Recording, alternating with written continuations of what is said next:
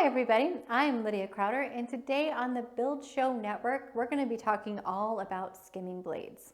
So skimming blades, if you are old school, you would be like, hey, that's like a derby, which is what they essentially are a lot like. And that would be something that's big, wide, and easy to float out large sections with.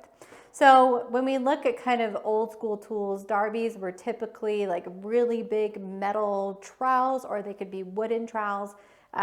We've floated out lots of times with like big 48-inch pieces of big wood derbies.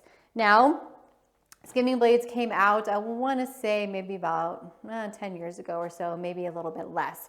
But they have made it a lot easier to float, to skim very bad areas quickly and easily. So when we look at these, they have a big long blade here, and the blade is really, really flexible. And that's why these are so easy to use and so user-friendly, because this right here is pretty thin.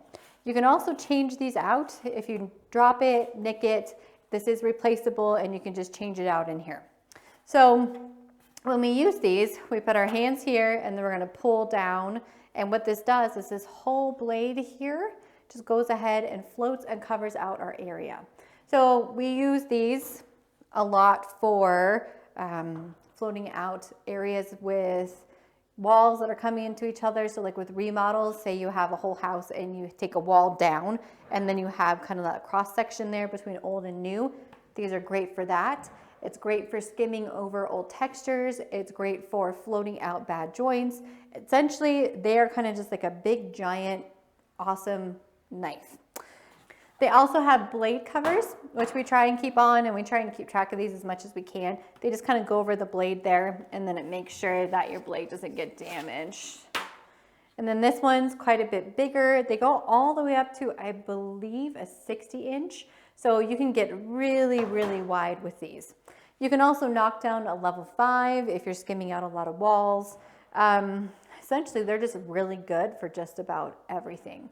If I could recommend like one tool to start with people, it would be skimming blades, because they're just super user-friendly. They're really easy to use. They give you a great finish. They're just awesome. If you also are using small knives, so they come as small as a 7-inch, those work out great for wiping tape, especially if you're struggling or you're not being able to wipe the tape super well. A skimming blade is always a great option. These ones come on handles too. If you so choose, you can throw a handle on here.